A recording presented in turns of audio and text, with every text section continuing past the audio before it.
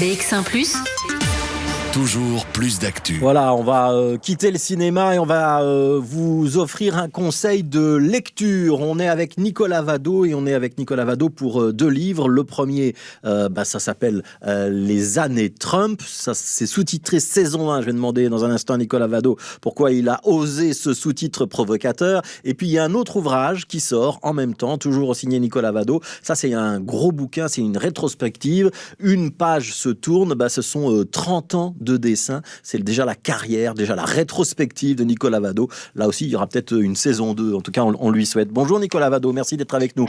Vous êtes à distance pour raison de Covid-19. On va commencer par les années Trump. Oui, allez, saison 1. Ça veut dire qu'il y aura une saison 2. Vous avez une boule de cristal qui permet de dire il va être élu Donald Trump et vous allez encore trouver de la matière dans les prochaines années avec ses frasques. Bon, alors d'abord, il faut jamais insulter l'avenir. Ça, c'est une première chose.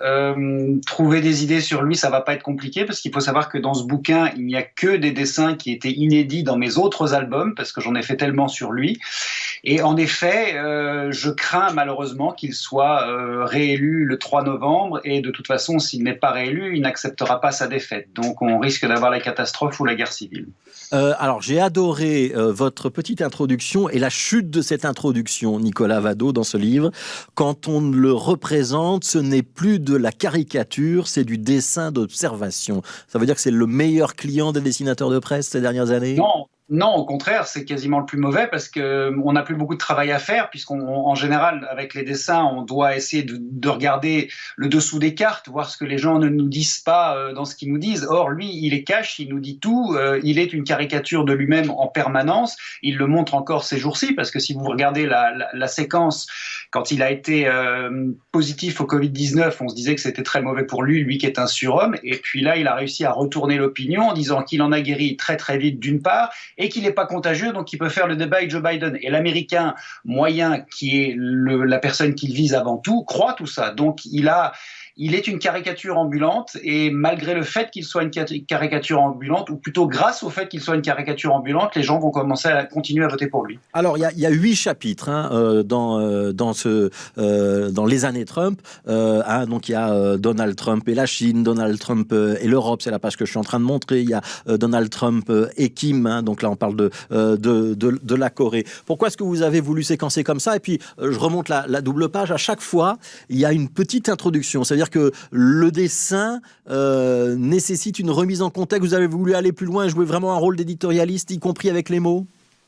Mon rôle d'éditorialiste, je le fais tous les jours dans la presse en tant que dessinateur, mais avec les mots aussi, parce que quand on fait un livre, il faut remettre les choses en contexte, parce que les gens ne sont pas plongés dans l'actualité comme vous et moi pouvons l'être par notre métier tous les jours.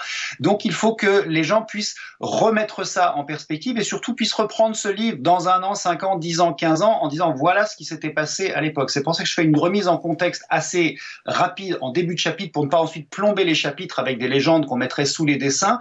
Mais c'est important de remettre en contexte, et aussi si je l'ai fait en chapitres, c'est parce qu'il y a des chapitres assez clairs. Je voulais pas faire un livre uniquement chronologique qui commençait à 2016, qui s'arrêtait à 2020. Ça aurait pas été éditorialement très intéressant. Donc je trouvais que c'était intéressant de le chapitrer comme ça, et j'ai appelé ça Donald et Vladimir, Donald et Kim, parce que il a un côté cartoonesque véritablement, et en plus il a un prénom assez cartoonesque. C'est pour ça que j'ai chapitré comme ça en mettant Donald et avec chaque fois la région du monde à laquelle il s'adresse. Voilà, et je remonte une autre planche, donc c'est Foin d'enfer, où on voit la chevelure qui se transforme en brasier ou en briquet. Il est incendiaire, Donald Trump, pour vous. Et un petit détail, donc on sait que vous aimez bien les gimmicks, donc il y a très souvent le tweet, Donald Trump, allez, 1 dessin sur 2 ou 2 dessins sur 3, vous le faites avec un smartphone en main, et le petit son tweet.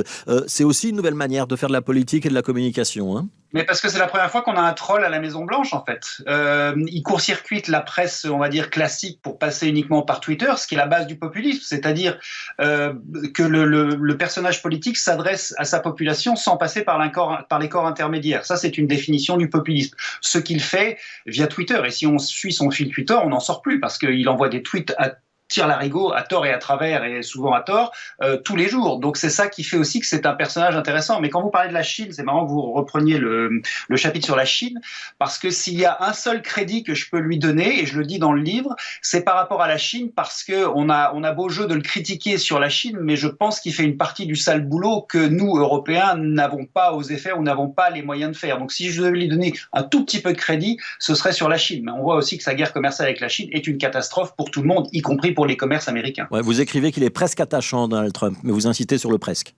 Oui, parce que c'est quelqu'un qui ne s'aime pas. Qui ne s'aime pas depuis le début, il n'a jamais été accepté à Manhattan, il n'a jamais été accepté à Hollywood ni en politique, c'est quelqu'un qui ne s'aime pas. Pour détester la terre entière comme ça, il faut ne pas s'aimer beaucoup soi-même.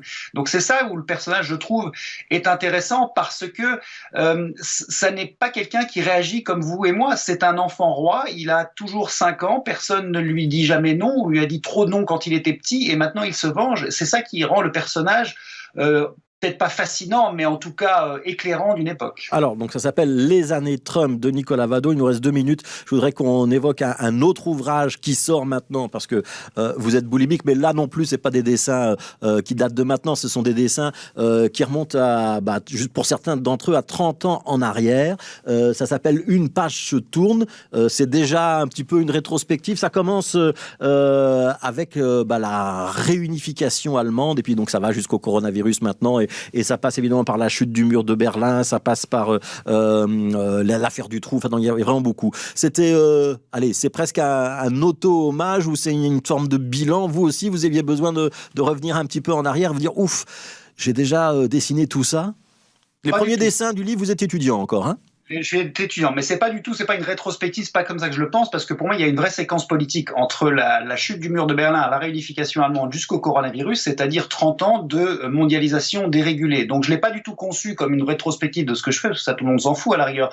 Ce qui est important, c'est que les gens puissent s'approprier l'actualité qui s'est passée depuis 30 ans de manière historique et ludique, en voyant qu'il y a vraiment une séquence qui est peut-être en train de se refermer. Je dis peut-être parce qu'on n'est pas certain. C'est ce que vous appelez les 30 affreuses, hein, pour une référence aux 30 glorieuses qui ont précédé. Hein. Qui sont un peu les 30 affreuses, avec beaucoup d'événements. On a eu le 11 septembre, on a eu la crise financière, on a eu le terrorisme, maintenant on a le Covid-19. Donc c'est vraiment une séquence importante, et je pense que c'est important de regarder derrière pour essayer d'aller devant sans se planter trop. Et donc c'est à ça aussi que sert le dessin de presse. On est un peu des historiens du quotidien, et c'est ça que j'ai voulu faire. Et encore une fois, de manière ludique, c'est-à-dire qu'on peut apprendre en s'amusant ou s'amuser en apprenant. Ouais. Alors, je voudrais quand même montrer la première planche.